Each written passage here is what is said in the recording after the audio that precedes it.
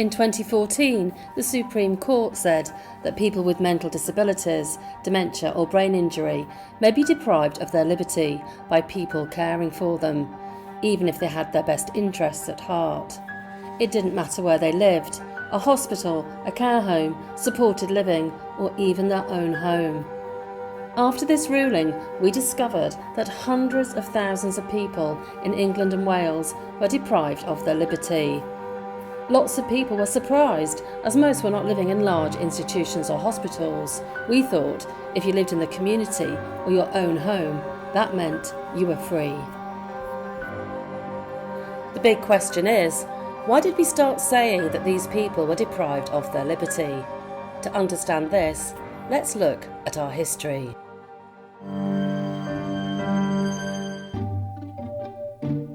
About 250 years ago, people who were thought to be mad might be confined to a madhouse. Madhouses were often horrible places where people might be chained up, whipped, starved, or kept in cold, cramped or filthy conditions. In 1774, Parliament passed a law saying that madhouses could only accept patients if a doctor certified that they were a lunatic and they had to be licensed and inspected. The Victorians built a large network of asylums for people they called lunatics, which were supposed to offer better care than madhouses or workhouses. Many spent years inside these institutions and were cruelly treated. In the early 20th century, Britain built mental deficiency colonies to lock up people with learning disabilities away from society permanently. After the Second World War, people started thinking differently about mental health. People began to talk about care in the community. The big institutions, hospitals and workhouses gradually closed. People had new ideas about care in the community. People with learning disabilities should have normal lives, live in ordinary houses on ordinary streets. The big institutions were abandoned and consigned to history.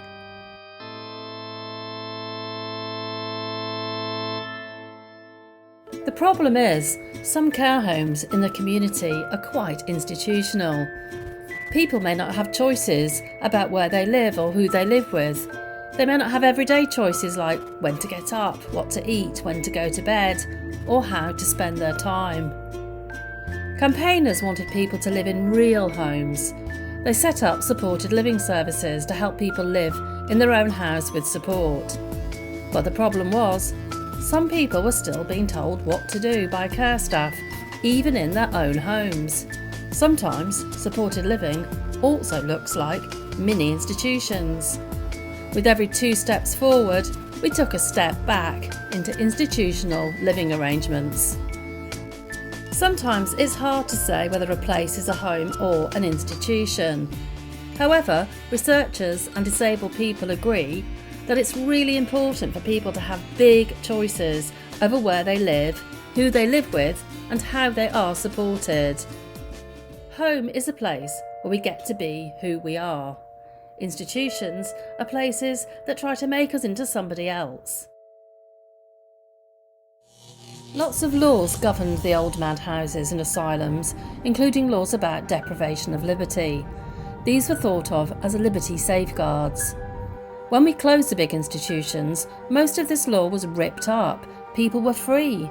We didn't need liberty safeguards anymore. Some people thought that people with, say, dementia and intellectual disabilities did not really have any wishes about where they lived or how they lived, and so their liberty did not need protecting. The only law that was left was for people with mental illness who were objecting to being in hospital.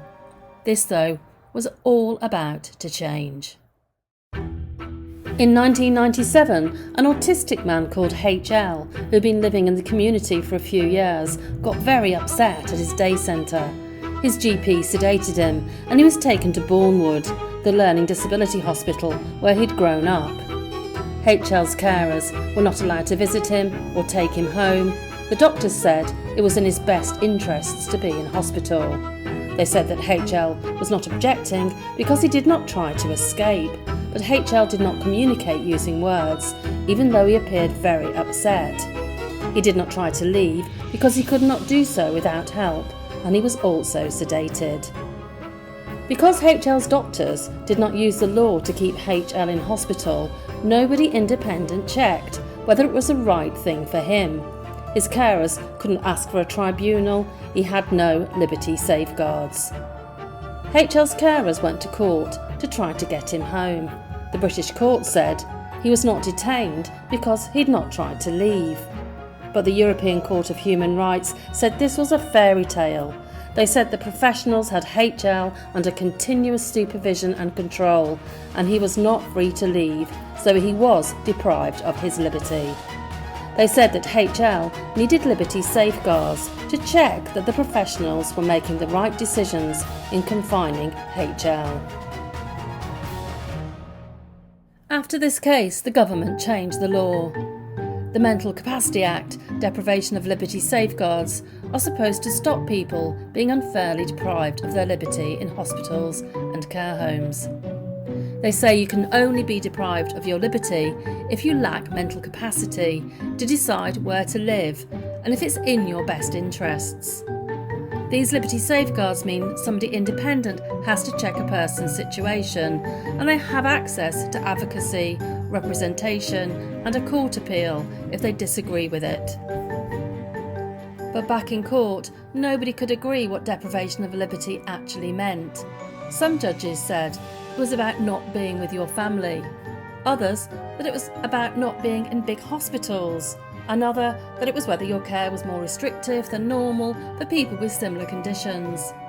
But this meant lots of people lost liberty safeguards. The courts were not making any sense. Everyone was in a muddle. The Supreme Court was asked to decide what deprivation of liberty actually meant. Lady Hale at the Supreme Court said that deprivation of liberty had to mean the same thing for a disabled person as non-disabled person. She said that if she could be deprived of her liberty by some care arrangements, then a disabled person would be as well. She said that it didn't matter where you lived, a hospital or a care home or supported living or even a family home. A person could be deprived of their liberty anywhere. She said that if people caring for you were always supervising you and had control over you and you were not free to leave, then you were deprived of your liberty.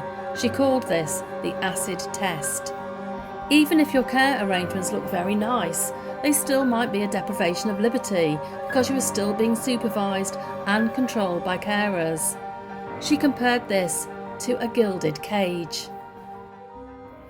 The court decision by Lady Hale meant hundreds of thousands of people were deprived of their liberty in care homes, supported living and even private homes. Local authorities were overwhelmed. They couldn't check that everybody's human rights were being protected. The law had to be changed. In the future, there's going to be a new law called the Liberty Protection Safeguards.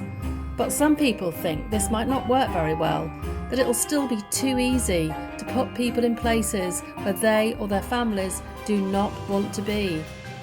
We'll have to see how this new law works out. What do you think liberty means? Can a person be deprived of their liberty in their own home? Should we say a person is deprived of their liberty if they're happy with the care and where they're living? If a person's not happy where they are, what should the law do? And how do we know if people are really happy and not just dragged or scared, or the person they're talking to does not understand them? Perhaps our real goal should be to enable and support people to live in real homes where they can be who they want to be, make big and small important decisions about their lives, no matter what their age is and whether they're disabled.